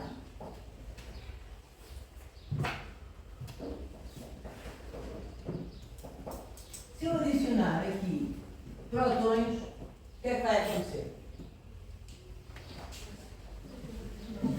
É disso que se trata. Eu tenho aquele equilíbrio, sim? Vou ter mais alguma coisa. O que é que acontece? Eu tenho este equilíbrio porque pus um ácido fraco qualquer e pus um sal que fornece este ião. Vamos pegar no exemplo da aula, que é sempre um exemplo do estudo. Os livros são pouco originais e olha, o vosso protocolo também é pouco original. Ácido acético. O que é que eu preciso lá pôr? Ião acetato. Verdade? Portanto, vou usar um sal que, ao dissociar, me fornece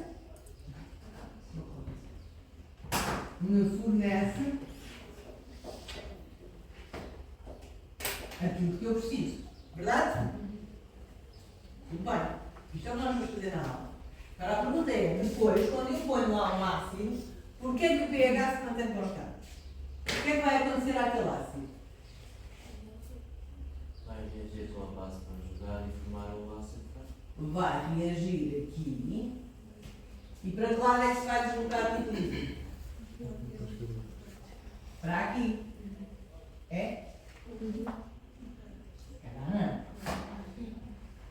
Vai se deslocar para onde? O que é que diz aquela. Precisa aprender o equilíbrio químico. Há aquelas regras todas que a gente gosta de papaguear e que às vezes não percebe bem o que elas querem dizer, que é Se eu consumir um reagente, o equilíbrio desloca-se no sentido da formação de mais reagente. Se eu estou a tirar de lá o reagente, estou a desequilibrar a reação. E ela tem que se manter equilibrada. Então, isto vai reagir para aqui. Agora a pergunta é, então eu posso adicionar 1 ml de um ácido forte, 2 ml de um ácido forte, 3 ml de um ácido forte, 50 ml de um ácido forte, isto está a ser sempre verdade? Não. Quando é que deixa de ser verdade? Se eu esgotar o ácido e continuar a adicionar ali, vamos imaginar que eu continuava aqui a adicionar mais protões, mais protões, mais protões. Há um momento em que isto se vai gastar. E no momento em que isto se gasta, eu deixo de ter este equilíbrio. Então, uma solução tampão não funciona internamente. Funciona enquanto eu tiver lá os dois componentes da solução. Se um deles se esgotar, deixo de ter solução tampão, verdade? Sim ou não?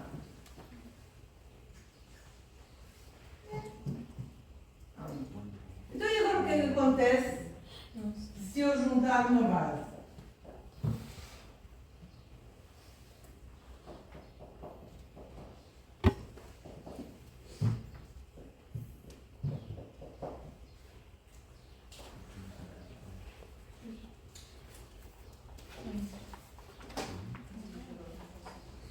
Vai reagir com quem? Olhar mais? E agora? O que é que acontece? Para começar. O que é que acontece ao equilíbrio? Desloca-se para onde? Para um lado?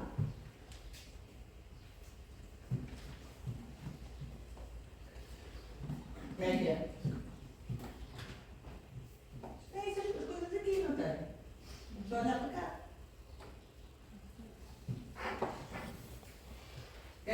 Eu à partida tenho uma solução tampão que tem quantidades idênticas das duas coisas. Se eu juntar H+, vai-se formar ácido. Não é? Então aquilo está bem ali? Está. Porquê? O que é que está mal ali?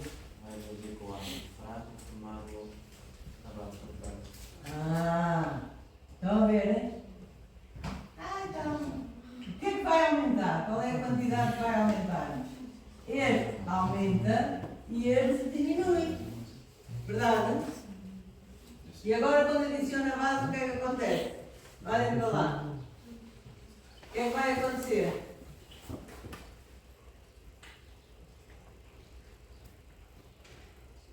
Se eu agora sim estou a gastar aqui protões, vai para ali, este é que aumenta e este é que diminui. Verdade? Sim? Então, quando este se esgota, se eu continuar a adicionar ácido e se já estiver esgotada a base, o pH vai descer, portanto ele só vai funcionar como solução tampão enquanto houver base. Aqui, ao contrário, vai-se esgotar, quando se esgotar o ácido, deixa de funcionar como solução tampão. Agora, o importante aqui é percebermos para que é que serve a solução tampão. Eu tenho que lá ter os dois componentes para que, quer quando adiciono ácido, quer quando adiciono base, eu possa deslocar o equilíbrio para um lado ou para o outro, de maneira, o objetivo aqui é não deixar os protões livres na solução, não deixar o OH- livre na solução. Eu tenho que garantir que tenho alguma coisa que reage com os protões ou alguma coisa que reage com o OH-. Faz sentido? Sim ou não? Certeza? Entretanto, já agora, porque há esta regra, entre aspas, que resulta disto. Se eu partir de uma solução tampão e tenho quantidades aproximadamente iguais dos dois componentes, eu posso dizer que a capacidade, e não confundam isto, capacidade de tampão acontece para valores de pH igual a pKa mais ou menos 1. O que é que isso quer dizer? Vamos imaginar que pKa deste ácido é igual a 5,20. Estou a inventar. Este valor não é o do ácido acético, estou a inventar, um ácido qualquer. Então, ele vai ter capacidade tamponizante para que valores de pH? Aproximadamente. Atenção que isto não é uma regra rígida. Ou seja, ele vai ter capacidade tamponizante entre 4,20 e 6,20. É aquela, aplicando aquilo que ali está. Agora pergunto-vos assim, se eu quiser fazer em laboratório uma experiência com umas células do corpo humano que eu sei que tem um pH ótimo 7,4, eu posso usar esta solução tampão no laboratório? Sim ou não? Porquê? Não é porque a variação, é porque o valor que eu quero manter constante, eu quero ter as minhas células a 7,4. Ok? E quero que eu faça com as células, elas estejam sempre a 7,4. Mas este ácido só consegue manter o pH constante se o pH for entre 4,2 e 6,2. Ok? Então, como eu quero 7,4, este ácido não me serve. Está bem? Agora, se eu dissesse assim, ok, mas então agora eu vou fazer umas experiências com umas células de outro organismo qualquer, em que eu quero que o pH se mantenha constante a 4,9. Eu posso usar este ácido? Sim. Porque se eu quero manter constante a 4,9, eu vou estar aqui neste intervalo em que este ácido funciona como tampão. Estão a ver a ideia? Então, nós podemos ter, e há catálogos e tabelas que nunca mais acabam na internet, se vocês forem à procura e tiverem curiosidade, que vos dizem uma data de sistemas de tampão e que vos vão dizer o pKa deste é isto, deste é isto, deste é isto, por aqui fora. Quando nós queremos fazer qualquer coisa no laboratório, sabemos qual é o valor que queremos manter constante, podemos escolher qual é o sistema tampão que nos interessa, porque tem capacidade tamponizante para o valor que eu quero. Se não tiver, não é a solução que eu ando à procura. Estão a ver a ideia? Sim? Pode ser? Eu gosto muito de fazer perguntas sobre isto. Quer na prática, quer na teórica. Por isso é, porque sim, imaginem vocês no laboratório, imaginem vocês a querer fazer uma experiência qualquer com qualquer coisa, precisam de comprar, alguém vos diz, olha, nós vamos fazer aqui umas experiências e tal, temos de manter o pH a 8. Vê lá aí quais são os tampões que a gente pode comprar para encomendar.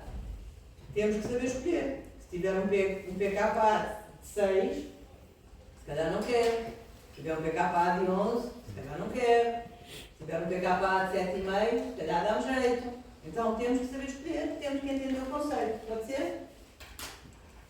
Ok, o que é que acontece no corpo humano?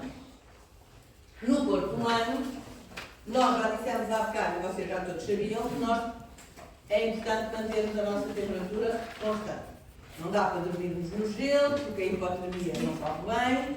Não dá para adormecermos às 3 da tarde no deserto, porque o excesso de calor não corre bem. Não dá para deixar de estar com febre a 40 graus, porque além da malta delirar, também há coisas que acontecem que não correm bem. Tem tudo a ver com a nossa funcionalidade e com as nossas moléculas.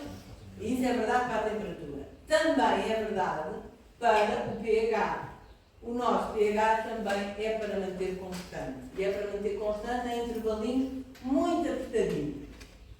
De uma forma geral, dentro e fora das células, o nosso pH é 7,4. E quando eu digo 7,4, é que são permitidas variações de aproximadamente 7,35 a 7,45. Ou seja, praticamente não pode variar. Se eu tiver variações maiores do que isto, ou muito maiores do que isto, eu estou em risco e é preciso tratar rapidamente.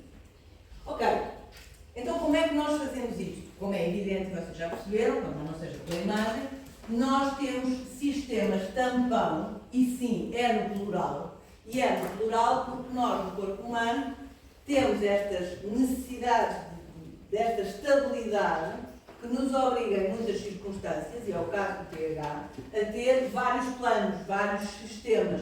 Se um falha, temos outros para tentar garantir que as coisas não correm mal. Então, o que é que acontece? Vamos imaginar que este retângulo vermelho é uma célula. Então, nós temos sistemas que nos permitem manter o pH dentro das células, aquilo que se chamam os fluidos intracelulares, que incluem o sistema tampão-fosfato e que incluem a utilização de algumas proteínas. Depois, temos os fluidos extracelulares, que são mantidos constantes, o pH também é mantido constante, também utilizando algumas proteínas e utilizando um sistema tampão que se chama o sistema ácido carbónico bicarbonato. Ok? Então, aqui só chamar a atenção do seguinte: quando falamos de proteínas, vocês veem aqui a hemoglobina. Atenção que a hemoglobina só vale para os eritrócitos, para os glóbulos vermelhos. RBC são Red Blood Cells, ok? Não temos hemoglobina noutras células, só temos mesmo nos glóbulos vermelhos. De uma forma geral, os aminoácidos que constituem as proteínas ajudam a tamponizar o pH, a manter o pH constante. Veremos porquê quando estudarmos os aminoácidos. Depois temos nos fluidos extracelulares as proteínas do plasma do sangue, okay? Que lá estão e que também ajudam a manter constante o pH. Então, nós, a título de exemplo, vamos aqui falar muito sumariamente destes dois sistemas. O sistema tampão-fosfato, que é importante nos fluidos intracelulares, e o outro sistema, ácido carbónico e bicarbonato, que é importante nos fluidos extracelulares. Então, vamos lá olhar para aqui. Isto é uma curva de titulação. Toda a gente já fez titulações, sim, ácido-base. Então, sabem que se nós partirmos aqui de um ponto em que estamos em pH ácido e formos subindo o pH, o que é que vai acontecer? Nós vamos aqui adicionando uma base, partimos do pH extremo, não é? Estamos ali pH 1, por exemplo, e vamos subindo o pH, o que é que vai acontecendo? Os grupos ácidos da nossa molécula, que podem perder prótons, vão perdendo os prótons à medida que nós vamos adicionando OH-. Verdade? Está toda a gente comigo. Se eu estou a adicionar OH-, os grupos que podem ir perdendo os prótons vão perdendo os prótons para reagir com esses OH-. Sim? Sim? Ok, então, o ácido fosfórico é isto, por acaso não está ali, mas devia estar. O ácido fosfórico é H3PO4. Se é H3PO4, quantos prótons tem para perder? 3. H3PO4. Perde os 3 ao mesmo tempo, os 3 prótons ao mesmo tempo? Não. Então vai perdendo de cada vez, o que significa que eu vou ter 3 equilíbrios que correspondem à perda do primeiro próton, do segundo próton e do terceiro próton. Que é isso que está aqui representado. Então vocês sabem que estas zonas mais em que o pH se mantém constante durante algum tempo, estes patamares, correspondem à constante de equilíbrio, sim? Tem essa noção, todos. Não tem assim. Quem está mais esquecido da química e não tem estas noções, só tem duas soluções. Ou pergunta, e pode perguntar agora durante a aula, ou pode perguntar depois à minha pessoa, um bocadinho mais em privado, se for o caso disso, ou vai ter que ir relembrar estes conceitos, porque estes conceitos fazem falta aqui, senão eu estou a falar uma língua qualquer estranha. Está bem? Portanto, não se inibam de perguntar no for preciso. Então, aqui temos o equilíbrio que corresponde à saída do primeiro próton, que tem pKa de 2,2. Ou seja, se eu quiser considerar aqui este primeiro equilíbrio, isto vai tamponizar entre quanto e quanto? 1,2 e 3,2. Interessa-me para o pH das minhas células? Não, que acabámos de ver que era 7,4, certo? Ok, agora temos aqui um segundo equilíbrio, que é 7,2. Vai tamponizar entre quanto e quanto? 6,2 e 8,2. Interessa? Agora interessa. Calhar por isso tem quadradinho à volta. Este é 12,7. Vai tamponizar entre quanto e quanto? 11,7 e 11,7. Interessa? Não. Não. Este é o que interessa. Vamos lá aqui só para relembrar, quem está mais esquecido e também vou perguntar. O que é que estes equilíbrios são? Vamos lá ver aqui. Então temos. Vai fazer o primeiro próton, vai se formar o quê? H2 PO4 menos mais H+, verdade? E este PK1. Sim? Agora o que é que temos? H2 PO4 menos vai dar o quê? H PO4 2 menos mais H+. E este corresponde o pKa2. Sim?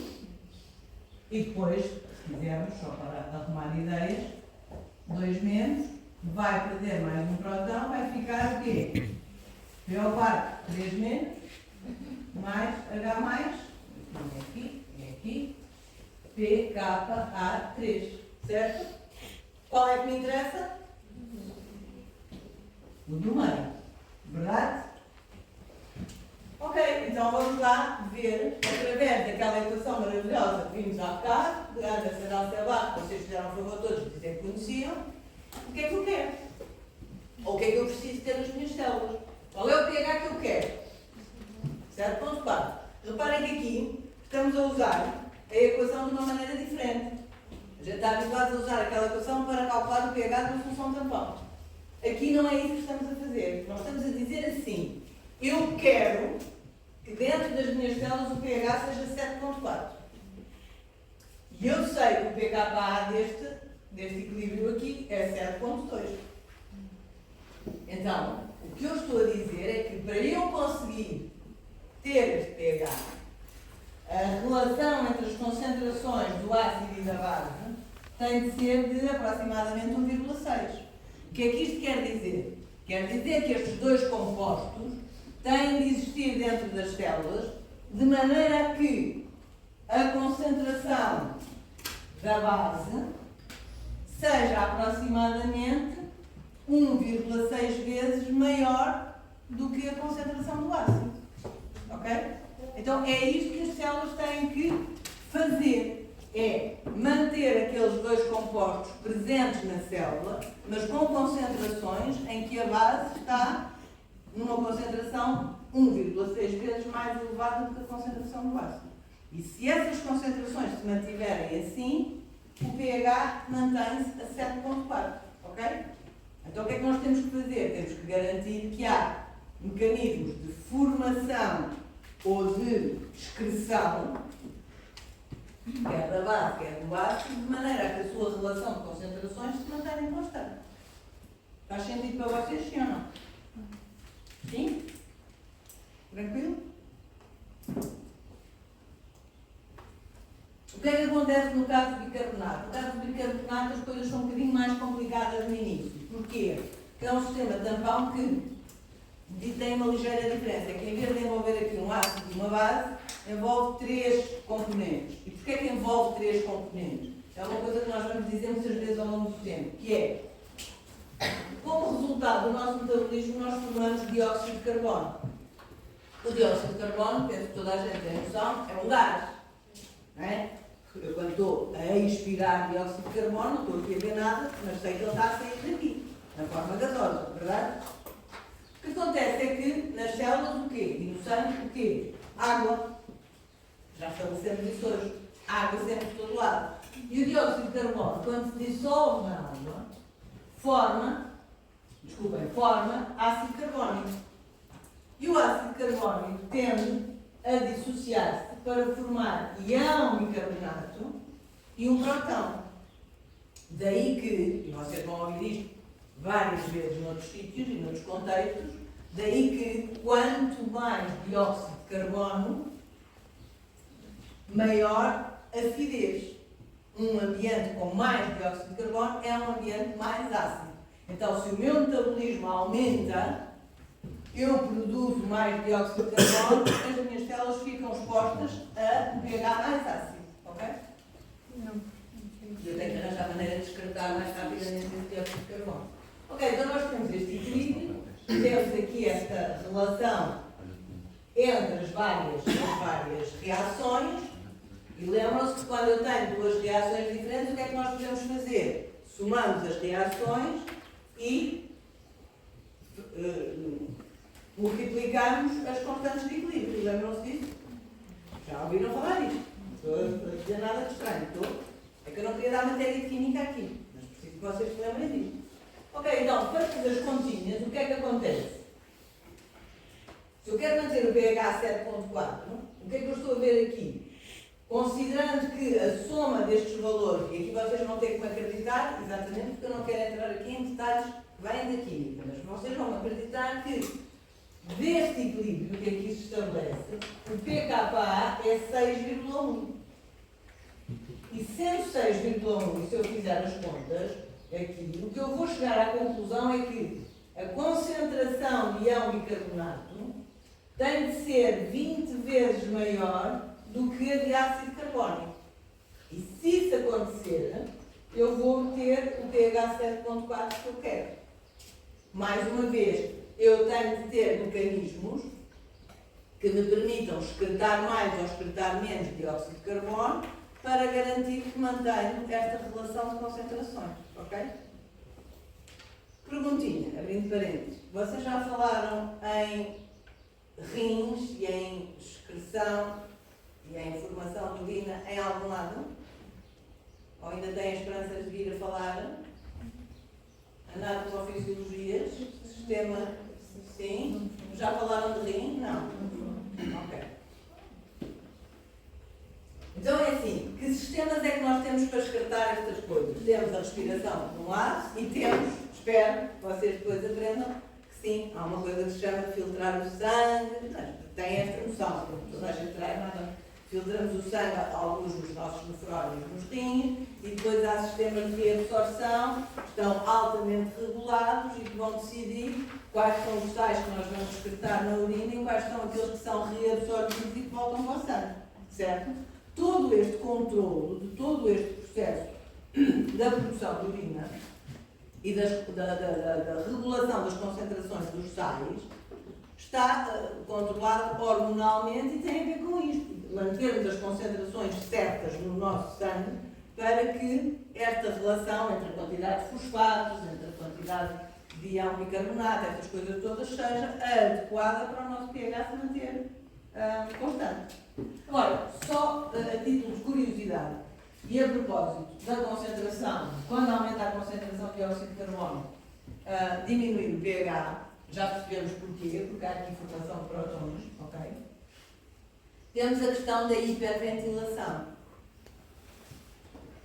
Sabem o que é hiperventilar? Sim ou não? Digam lá uma situação em que algum de vocês se lembra de já eventualmente ter entrado em hiperventilação. Depois de muito esforço. É uma coisa que nós nem controlamos. Fica ali, não é? Ora, o que é que acontece depois de muito esforço físico? Depois de muito esforço físico, os nossos músculos tiveram um metabolismo muito mais intenso, muito mais acelerado. Portanto, produziram mais dióxido de carbono quando estavam a produzir energia para os músculos funcionarem. Portanto, isso significa que o nosso pH nos músculos foi diminuindo. Como é que nós tentamos regular isso mesmo sem controlar? Acontece isto. O nosso dióxido de carbono que é dissolvido é percebido por receptores que nós temos no cérebro e isso vai estimular os nossos pulmões a entrar em hiperventilação. O objetivo aqui é aumentar a excreção de dióxido de carbono para normalizar o pH. Quanto mais dióxido de carbono eu deitar para fora, mais o pH vai subir até estabilizar outra vez. Estão a ver a ideia? Agora vamos pôr a questão ao contrário. Isto é o que acontece numa situação que é fisiologicamente relativamente normal. Eu pratico um esforço físico intenso, eu tenho uma resposta fisiológica normal para regularizar o pH. Em princípio, nenhum de nós, depois de ter feito um esforço físico mais intenso, ficou ali a hiperventilar durante algum tempo, precisou de ir ao hospital porque estava em acidose ou porque estava com problema qualquer. Foi um problema que se resolveu naturalmente. Agora vamos ver outra situação relacionada com isto, que é ao contrário. Já viram alguém, espero que não, mas, ou se algum de vocês já passou por isso, ter um ataque de pânico? Já. O que é que a pessoa faz quando tem um ataque de pânico? Dá para aqui. Também começa a hiperventilar de alguma maneira, não é? Ok, o que é que aqui está a acontecer? A pessoa não estava com o pH mais baixo, e atenção, quando dizemos aqui pH mais baixo, mesmo em relação ao exercício, é dentro dos valores fisiológicos, não é um pH, portanto não ficou tudo muito ácido. A pessoa não estava com o pH mais baixo, teve um ataque de pânico e começa a hiperventilar. O que é que vai acontecer? Qual é o risco? Se a situação não for controlada. Desmaia. Porquê? Antes de chegar a desmaiar, espera aí. Vocês não vão ser aqueles que vão pôr toda a gente a desmaiar e toda a gente a morrer nas respostas que vão dar nos testes. A malta de vez em quando vai dizer isto acontece isso e isto é muito perigoso e depois a pessoa morre. Não. Vamos com calma. Antes de desmaiar. O que é que está a acontecer fisiologicamente e em termos de respiração e pH e de dióxido de carbono e essas coisas? A pessoa começa a hiperventilar. Não é? Então, aumenta ou diminui a excreção do dióxido de carbono? Aumenta. O que é que acontece ao pH? Aumenta. Portanto, que risco é que se corre? O pH ficar mais elevado do que é suposto. Como é que podemos resolver isso? Se é que já viram ou já ajudaram alguém ou já passaram por isso, de saber como é que podemos evitar esse risco associado a essa hiperventilação que não é uma resposta fisiológica, que é resultado desse ataque de pânico. Alguém tem ideia de como é que pode evitar isso? Acalmar a pessoa e controlar a respiração. É respirar, não tem necessariamente ser de papel, mas é respirar para dentro de um saco. Porquê? Vamos imaginar que eu ponho o saco à volta da boca e do nariz e a pessoa começa a respirar para dentro do saco. O que é que acontece? A pessoa está a inalar o ar que deitou fora. Ou seja, deitou demasiado dióxido de carbono fora e está a inalar outra vez esse dióxido de carbono. Para quê? Porque se eu estou a deitar mais dióxido de carbono fora do que aquele que devo e se corro o risco do pH subir, ao inalar esse dióxido de carbono, eu estou a tentar repor aquilo que saiu a mais, digamos assim. Estão a ver a ideia? Duas situações completamente diferentes. Depois do exercício é uma resposta, como vemos, que tem a ver com os nossos receptores e é uma resposta normal de tentar excretar aquilo que está a mais, neste caso dióxido de carbono a mais. No caso desse exemplo da pessoa estar a hiperventilar, não por estar a responder a um estímulo, mas porque isso pode desencadear uma subida acentuada do pH, o objetivo é repor lá para dentro os níveis de dióxido de carbono que se perderam. Faz sentido para vocês, sim ou não? Agora, por favor, gente, não confundam uma coisa com a outra. Está bem? Aqui tem tudo a ver sempre com quantidades de dióxido de carbono e a consequência que isso tem para o pH. Está bem? Ora bem, só chamar a vossa atenção para mais duas ou três coisas. Em primeiro lugar, como vos disse, o nosso sangue e nas nossas células o pH é 7,4 e depois temos duas exceções importantes. O estômago, toda a gente tem noção que nós produzimos ácido clorídrico no estômago e que temos pH ácido no estômago, ok? Que é à volta de 1,2, mesmo muito ácido. Se calhar, toda a gente tem essa noção, porque já sentiu essa acidez ao longo do tempo. E o duodeno, mas em relação ao duodeno, há aqui uma ressalva que eu tenho que fazer, que é assim, aquele é o pH ótimo no duodeno e as enzimas que atuam no duodeno gostam muito daqueles valores. Agora, não se esqueçam que durante o período da digestão, o conteúdo do nosso estômago passa para o duodeno. E penso que todos terão a noção que não passa todo de uma vez. Que há lá uma válvulazinha entre o estômago e o duodeno para que o conteúdo gástrico vá passando um bocadinho de cada vez. Para quê? Porque o nosso estômago está preparado e as paredes do nosso estômago estão preparadas para tolerar um pH tão ácido. O duodeno não está. Se o conteúdo gástrico passasse todo para o duodeno, nós correríamos o risco de queimaduras e de lesões no duodeno. Então, o conteúdo gástrico deve passar gradualmente para dar tempo de ser neutralizado, por exemplo, quando depois há a descarga da bilis e há a descarga do suco pancreático, ok? Isto significa que durante a digestão o pH do duodeno vai oscilando. Ele está mais alto, passa conteúdo gástrico, desce. É neutralizado, sobe. Passa mais conteúdo gástrico, desce. Então não estranhem se noutros contextos nos disserem que determinados fenómenos acontecem no duodeno a valores de pH que não são 8 e que são mais baixos do que 8.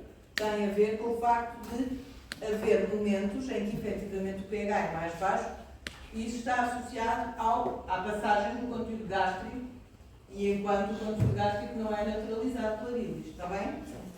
Sim? Quando temos situações de redução ou aumento do pH em 0,2 unidades ou mais, temos situações que são designadas de acidose ou de alcalose e podem ter origem metabólica, em alterações metabólicas ou em alterações respiratórias. E como veem, o valor do pH, a concentração de íon bicarbonato e a quantidade de dióxido de carbono. Portanto, há causas diferentes para provocar situações semelhantes em termos da variação de pH. Sim? As respiratórias, reparem que há aqui alterações que têm a ver, como dissemos, e os exemplos que dissemos, têm a ver com as alterações da quantidade de dióxido de carbono. Sim? Há N causas para isto. É possível que vocês, numa patologia ou outra, aqui ou ali, encontrem referência a estas questões da acidose e da alcalose. Não vou falar disso aqui porque não me compete. Compete-me chamar a atenção que isto existe e porque é que existe. Ok? Em situações normais, em que não haja perturbações nem metabólicas nem respiratórias, os nossos sistemas de tampão fisiológico estão ativos e capazes de resolver o problema e de manter o nosso pH o mais estável possível. Ok? Sobre rins, de todo não vou falar, a não ser para chamar a vossa atenção que há uma diferença entre aquilo que se passa com o controle ao nível respiratório e o controle ao nível renal. O respiratório, já percebemos pelos exemplos de há bocado, que se resolvem em alguns minutos. Seja alguns minutos ali depois do exercício em que eu, liberto o dióxido de carbono, aos poucos a minha respiração vai normalizando, seja porque eu ponho ali o saquinho e durante algum tempo respiro para o saquinho e as coisas normalizam. No caso dos rins, estamos a falar de regulações que demoram horas ou mesmo dias. Portanto, estamos a falar de respostas mais tardias, mais demoradas, que têm a ver exatamente com o controle da excreção e da reabsorção dos vários iões que acontece quando há a filtração do sangue. Está bem? E com isto terminamos. Portanto, quem ainda não fez, por favor de marcar. Vou só lembrar, se tiver